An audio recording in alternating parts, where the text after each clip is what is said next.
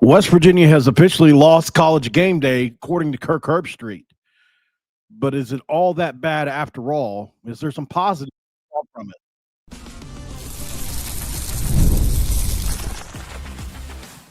You are Locked On West Virginia, your daily podcast on the West Virginia Mountaineers, part of the Locked On Podcast Network, your team every day.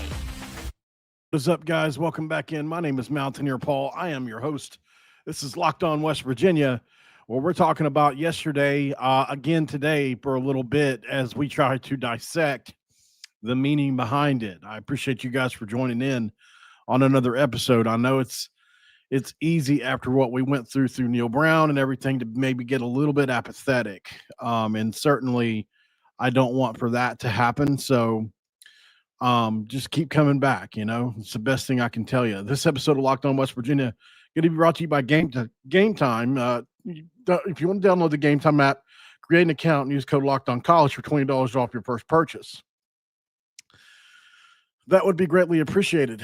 Yeah, it feels like yesterday was kind of a dream in some way. So what we're going to do, guys, is we're going to kind of go over what Kirk Herbstreit said with College Game Day on the broadcast yesterday. He talked about Game Day would have came to Morgantown had we won that game. And, that hurt a lot at first. I had to take a night to sleep on it. I really did. We're going to talk about that. Also, the PFF grades from this game have come out really bad. So, at least on offense, there's some silver linings to be had on defense for sure. So we're going to talk about that as well.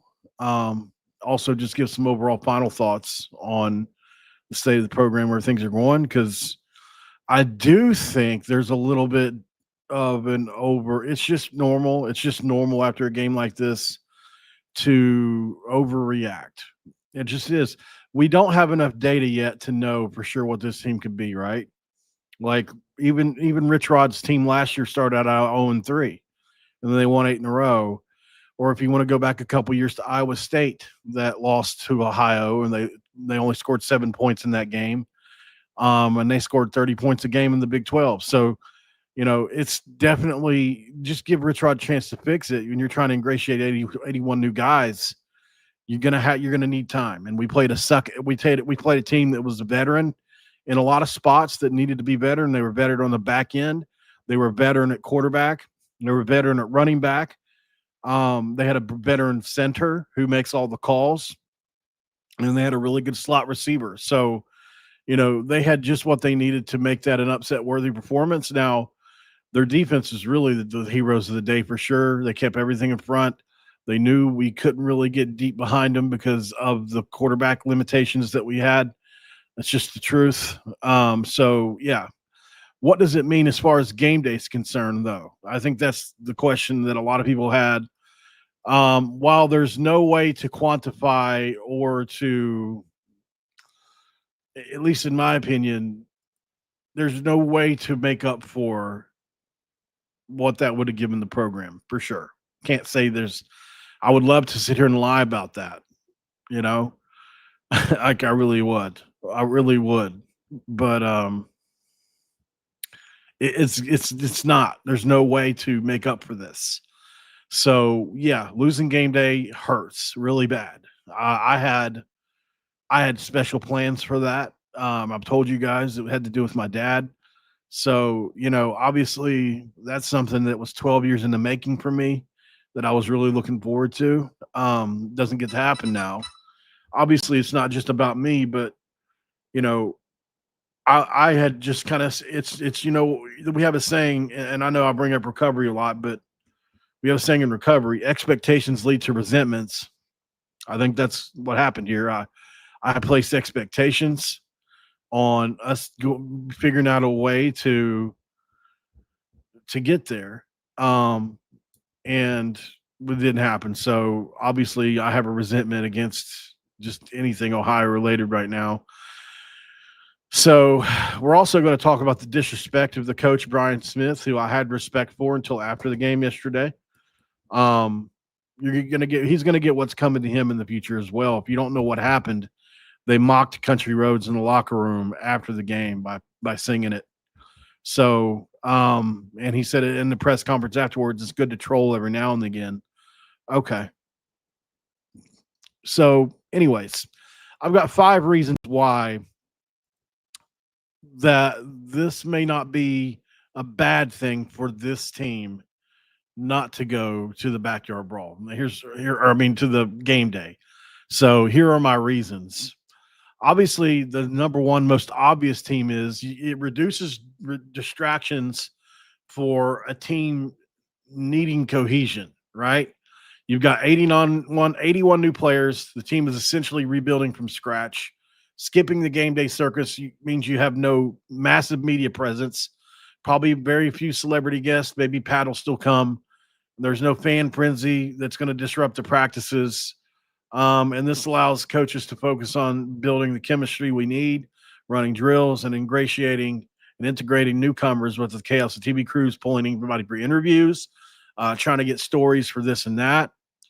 It's going to lower the pressure in what's a rebuilding year. Obviously, a young, inexperienced roster could definitely feel overwhelmed by the national spotlight of a game day, which could lead to a performance with anxiety or mistakes. Without game day hype, I think the team can approach the week with a little bit lower expectations, play looser and more authentically, while hopefully they gel some this week rather than trying to live up to the artificial buzz that a game day creates, right? It gives them more time to practice fundamentals and strategy because obviously if game day's here, you've got to come on camera for segments. There's fan events. There's McAfee. The coaching staff is going to be, instead of doing all that, they can prep, for whatever needs to happen in the practice all week, review film, accept the upset, move on from the upset, tweak the schemes. Because for a team with so much turnover, the quiet time is going to be gold for addressing weaknesses like the one that we got exposed with against Ohio.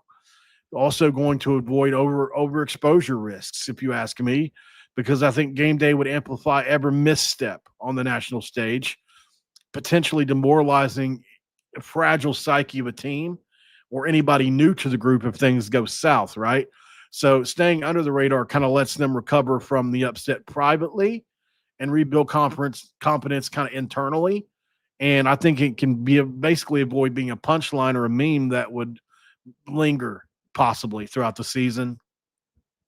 And I think Rich Rod's going to be able to build some internal motivation because without the external validation that a game day gives you, right? Oh, you're so great. We're putting you on this stage. Players are forced to rely on their own drive, bonds with the team, and hopefully we can get this us against the effing world mentality that Rich Rod needs to bring into this thing, and I think he will. I know a lot of people checked out on this team after yesterday, but I haven't yet. So hopefully this is the perfect for a roster full of transfers and freshmen that are looking to prove themselves without the crutch of a game day hype situation. You can resource conservation for long-term growth as well if you really look at it, because hosting game day requires logistical efforts from, like I was telling you, I knew people that were last week, I knew people that were getting calls about their stuff, like that maybe need rented. So you've got security, facilities, marketing, strain resources, right? Saving that energy means more focus on player development. You can even do some recruiting if you need to, whatever. But I'm just saying it's, now it's just a rest and recovery and hopefully help sustain the team throughout a grueling season because we've already got injuries going on. We're going to fly under the radar in this game. Nobody's going to pick us. Hopefully the opponent believes that. Hopefully Pitt starts to underestimate West Virginia now that the spotlight's turned off, right? Because I think this sets up a potential surprise, we're hoping, which could allow the newer players to gain experience and momentum quietly before bigger tests down the road rather than being dissected by people all week long, man. And lastly, it can prevent burnout early in the season because the emotional high of game day could lead to a crash. It could be literally the best thing all season, and that's as high up as you're going to get, especially post a loss. So a low-key week gives everyone, including the players and the staff, a little bit of a breather to process this Ohio game, just like we've needed a little breather coming into today to reset mentally and hopefully build some resilience without the added exhaustion of all this national attention a game day scenario would give us. Am I making any sense here? Does anybody do? I would love to. Do you agree, disagree? Did I say it all too fast? You know, there is a lot that can be gained from not having game day. And I'm not, I know it sounds like a crazy argument to make, but I do think it could be a blessing in disguise at the end of the day. We'll find out. But I don't think this team was ready for the national stage, even if we somehow scored and went for two at the end or whatever. And that's just the way it is. So, Scott, I don't agree with that necessarily. You don't know what you have 2 games into any season. So, I think improvements can be made.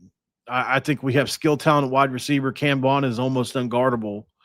I think Jaden Bray, as long as he's healthy, is a great number 2 option. And we have a bunch of young receivers that haven't seen the field yet that I know are pretty good. Jeff Weimer, where's he at? I know Jeff Weimer is really good. I don't know why he hasn't, because we don't have a quarterback that can throw it like we need on schedule and on time.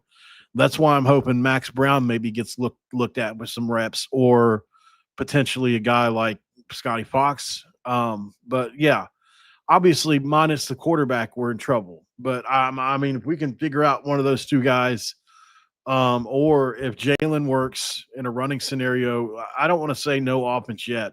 We haven't seen Ty Edwards yet. We haven't seen anything that Sincere Bowers can do yet. And just like Eugene Napoleon said on his show last night, we've got really good players that aren't seeing the field. Now, why is that? Those are great questions that I don't have the answers to. I don't have the answers to why Ty Edwards and those guys haven't been on the field yet. It's got to be practice related. But here's the thing. You would imagine coming into this next week, they should be starting to get in the flow now. So we can only hope, because it's just desperation is going to set in. Without Jaheim White, he's done. I mean, I'm just going to go ahead and say it. I'll be shocked if Jaheim White is back this year. So, we have to look at that scenario like, it's gone and done. We lost our best offensive player outside of Cam Vaughn, and we, it's a sad scenario. But there is a but. We have to hope there's other people behind it, man. We just do. So, just like Jeff Ruff said, I think Jeff Ruff, if you ever know who Jeff Ruff is, he's a guy on X that talks a lot about West Virginia sports. He goes to a lot of games. He said if you could climb the Neil Brown climb for 6 years, you can certainly hold the rope for a few more games for Rich Rod. I mean, we all knew that this could happen. Did everybody fall in fantasy world where this team was going to be good right away with 81 players? I knew that. I didn't think we were going to lose to Ohio, but I knew we were going to get here at some point. Let's go to break. We'll come back and talk about some other stuff. The Pro Football Focus grades are out, and some players got exposed yesterday, to say the least. We're going to talk about those guys next. And why did Ohio play our our Country Roads song yesterday in their locker room? It makes no sense. And this episode of Locked On West Virginia is going to be brought to you by our friends over at Supply House. Talking about Supply House right now. When the opening whistle blows on a new repair, you got your crew moving forward for Supply House. You can get them moving with Supply House. If you order today and see parts on your doorstep tomorrow, as over 280,000 plumbing, HVAC, and electrical items from the most trusted brands in the business can be yours. Their real-time and inventory and honesty leads to good times to keep you from punting projects, while their industry-leading customer service always had your blind side covered. Need fast parts for a project? Supply House has the next day delivery for you. And talk about a game changer, because the part finder tools and 3D schematics can save your hours on jobs where every detail matters. Join the free Trade Master program today and score serious perks like priority shipping, lower prices, and dedicated support line.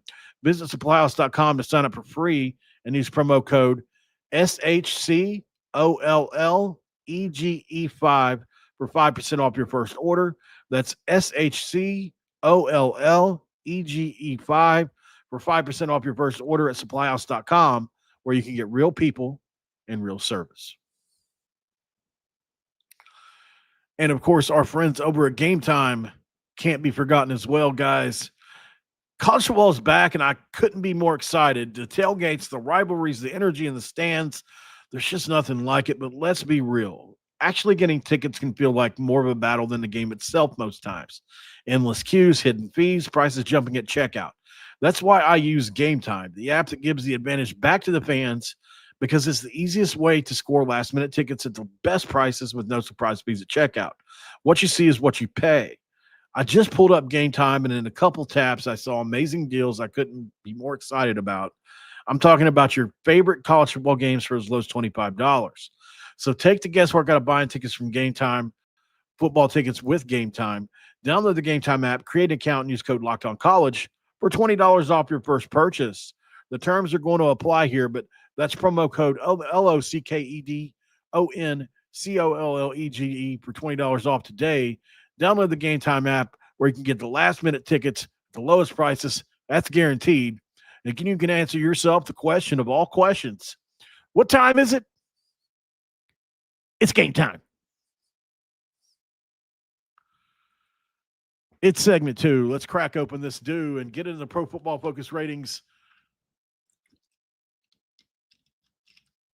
That is an interesting group of ratings, let's say the least. I got these from Ear Sports, so they're not all encompassing. I can Google real quick to see if anybody's put up the full list. Maybe they have. Let's see. All right. It looks like no, I'm not seeing anybody new yet. Nope. Okay, so all right, so Pro Football Focus grades from yesterday. I got this list from Ear Sports. Want to make sure they get the credit for that. Because I couldn't find them anywhere else. So, and I don't have it. I need a subscription there to get these. I could have messaged Max Chadwick, who's a buddy of mine, a friend of the show, and probably got them. But either way, the defense had some bright spots, definitely more positives. Now consider that 65 or over is considered 65 is considered average, or what I was told when Max told me when I first had about my show a couple years ago. Consider this: 65 or over is considered starter level performance, and 65 or under is considered backup level or below, right? So that's the way he put it. Maybe that's, I don't know if, that was the way that some people put it, is 65 is average. So Kikor Tarnu had a great grade, 84.8 tackling grade. I do know he missed one tackle in the game, I think, but that was a pretty big one. But he had a 78.7 overall grade. He had a really nice game. It was nice to see that, obviously. So he stood out. Marshawn Oxley, who was somebody I beat the table for all offseason, had a 76 grade at Bandit. Ben Bogle, somebody I beat the table for all offseason, more than almost anybody else, had an 84 run grade and a 72.6 Pro Football Focus grade. Asani Redwood had a strong interior presence, 71.4. Eddie V, 71.4. Ben Cutter played really well, 70.3. Fred Perry had a 69.4. Michael Coates, 68.8. Chase Wilson, 67.8. Devin Grant, 66.8. And Hammond Russell, 66.2. So we had quite a few defensive players that played more than well enough to win. The ones that didn't play as well, I'll tell you, one of these on here shocks me, and I think I'm going to explain what I think it is. I think Ashton Woods, if you look here, his Pro Football Focus grade isn't what I would have thought it would be at a 56.3. He had 4 missed tackles, and if you remember the one play where he had a wide open lane to Parker Navarro, he sidestepped him and took off running. Ashton Woods has a lot of talent. I think he's got a lot of potential. I think he's shown early that he's going to be a really good player for us. He's just got a channel. He's running around like a deer in headlights right now, but he's everywhere. His energy, and I think I could if there's one thing I can tell about Ashton Woods is that he's a great athlete and he can really run. So I'm excited about the future for him because he could turn out being the best linebacker in that room, and I'm not kidding, especially if he comes back next year. Justin Harrington had some coverage lapses, 60.9. Braden Siders struggled with edge contain all day. He did. Jordan Scruggs had a 63. He had a couple completions allowed. Jason Chambers had some issues as well. Eddie Kelly Jr., 63.2. Darren Lewis had a 63.3, but he had the interception. All these are verging on average, though. So it's like they're not horrible. They're just like you need to fix a couple things. The defense played amazing, honestly.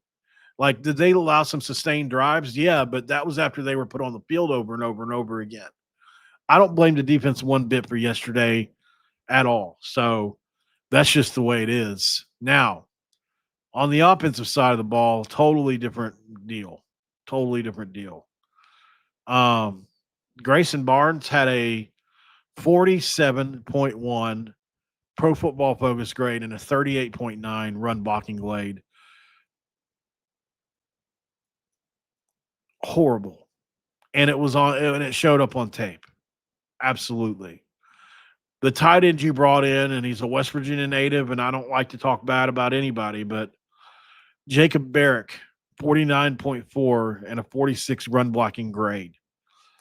Absolutely horrible. Horrible. Oron Singleton, somebody I beat the table for all offseason, had a 54.6, which was, it is what it is. I mean, but Kimo Makaniole, 57.3 is absolutely horrible. Not starter capable.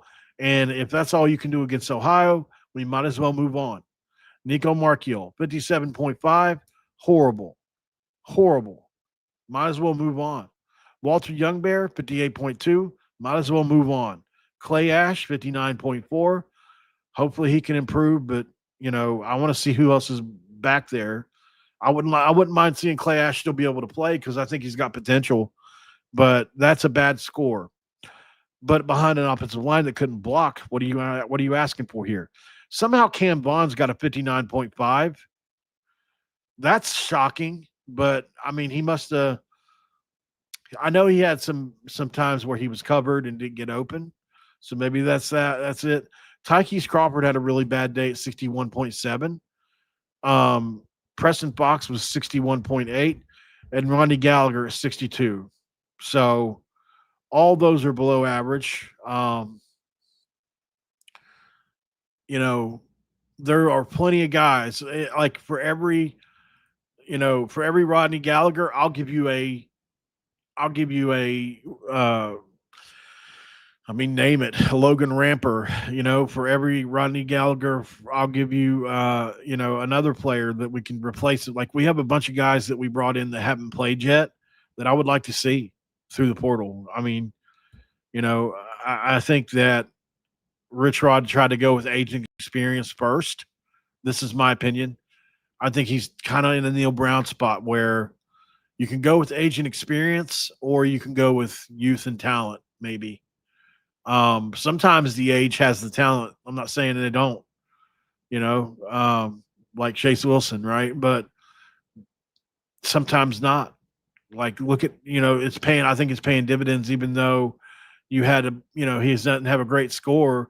Ashton Woods looked pretty good at times to me the last couple of weeks. Like, he's trying his hardest. It's very obvious that Ashton Woods can be a very good player if just given enough time. So that's just, and like I said, I've thought from the beginning, and this is just my personal opinion, I've liked a few of the guys on the roster based on tape at other places, and this is where it gets to be a slippery slope. Um, I've let guys at other places beyond some of the other guys. Like if you look at, uh, I mean, you've obviously got Cam Vaughn, who's an amazing player. I think Oron Singleton Jr. Has got a chance to still make an impact. I'm not ready to give up on him at all. But where's Israel Boyce, by the way? We haven't heard his name at all, have we? I mean, not at all. Curious. I just hadn't heard. We haven't seen Christian Hamilton. We haven't seen Jeff Weimer. We haven't seen who else? I don't know why all these. Maybe I have this on numbers. That's why. My apologies, guys. I had it set to number instead of position. So okay. If you go to wide receivers here, they're always going to be all the way down at the bottom, aren't they? It's just how it works. Okay. Sister Bowers. There's Andre Devine. I forgot he was on the roster as well. Okay, so you got obviously Cam Vaughn, Oron Singleton, Jaden Bray. Where's Gerard Bowie been? Gerard Bowie had 104 yards against these guys last time. What's going on there? You know, what about Jarrell Williams? What about Justin Smith Brown? Like there are dudes on this roster that I think have a lot more talent than who are starting in front of them. Jeff Weimer, Justin Smith Brown, Gerard Bowie has some talent. Where are those guys? You know, like Logan Ramper. You guys know I love Logan Ramper, and I'm going to continue to love him until I see otherwise out of there. I mean, he's 6'2", 210 pounds, and he runs a 4.40. We haven't seen him yet, you know. Christian Hamilton, we saw him catch a big pass in practice, you know, a couple weeks ago, outstretched, running down the field. Jeff Weimer, just turn on the tape and look at his routes. I don't know. You know, it's easy to see for me to sit here and criticize it. I understand that. I totally do. But with the performance that offense gave with 3 extra possessions yesterday, not just in a normal day where you get none. 3 extra possessions, 9 total yards. 3 extra possessions, 9 total yards. 3 extra possessions, 9 total yards is insane. So that's got to get fixed. You know, like, what do you can't squeeze blood from a turnip. Like there has to be playmakers on the offense that you know, sure. Does Rodney Gallagher have the experience? Yeah. Sure. Did Nico Markiel have the experience compared to everybody else? Yeah. Yeah, he did. Does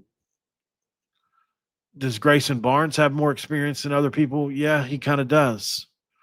Are these the best players that should be out there? I don't know, man.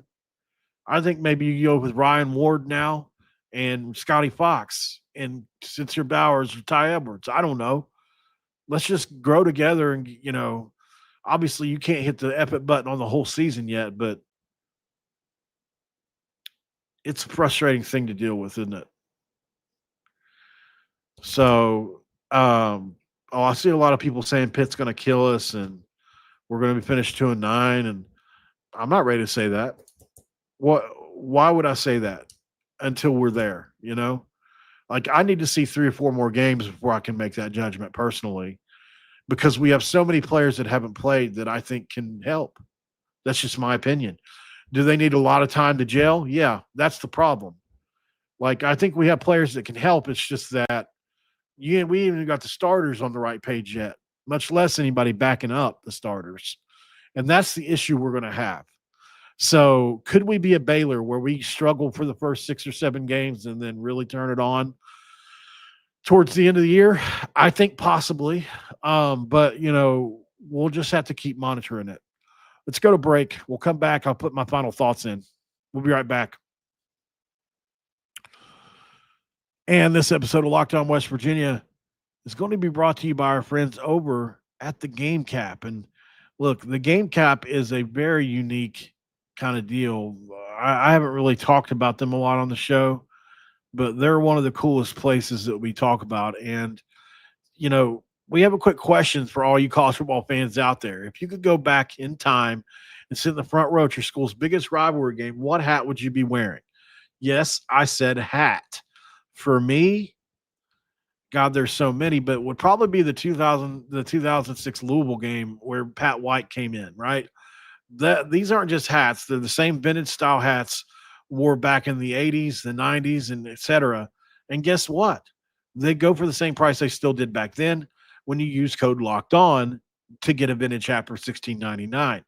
Head to Gamecaps.com. That's thegamecaps.com. Grab your team's classic bar or retro circle design and use code Locked On for an exclusive discount because legends, they wear the game. And of course, we can't go any further without asking you to take another moment to check out. It's another big moment for Locked On. College football fans as well. Look, Locked On and Fire TV present College Football Kickoff, your ultimate college football weekly preview where Drake Toll of Locked On Big 12 leads the conversation along two-time AP Coach of the Year Gary Patterson, former college star Jesse Holley, and Locked On's local expert, a college football preview only Locked On can do. Catch College Football Kickoff every Thursday throughout the season, only on Fire TV. All right, guys. I don't know. Obviously this is Brawl week. We're going to have a lot of content to do, and I know I say, a lot. Somebody told me this yesterday. I have different words I use when I'm pausing thought, and I'm not a professional. Like I say all the time, I'm not a professional journalist. I'm a fan, right? So I'm learning as I go to do all this. I'm going to have moments where I don't sound like a professional broadcaster. So if that's your thing, if you need a guy like John Kurtz or even maybe Mike Casaza or somebody, maybe that's your thing. But, for me, I think I can only do what I can do. Like, I'm a passionate guy. Love the Mountaineers. I cried yesterday over the game. How many grown men that are 40 do you know that actually cried over that yesterday? But I pour my heart and soul into this team and this, into this sport, into what it means to our state, how it represents our state, right? Like, it means everything. There's nothing more outside of family. So obviously I took this hard yesterday, and if I can come up off the mat from it, so can you. We have to look forward to Pitt. We have to trust that we can play better. And here's the thing. If you're going to be that kind of person that swings one way or the other every week in the second game of a first-year coach with 80 new players, 81 new players, then this is going to be a roller coaster ride for you. I get being upset over the performance and over the performance of the player and demanding better. But I don't understand giving up. I don't understand that. And I don't understand absolutes. Can't, won't is not in my vocabulary because they don't exist. Saying you can't beat the 85 Bears would be something I would believe. Saying you can't beat even Ohio State this year might be something I would believe. Saying you can't beat Pitt, who was – they didn't put Central Michigan away till late in that game yesterday. I mean, they're beatable. So I don't necessarily hear that at all. Not at all. I think our defense will keep us in that game. At least we should hope so. And I think people were underestimating Ohio just a little bit. Final thoughts this. Brian Smith and company, you got your laugh. You got your last laugh. You played. You played Country Roads in your locker room.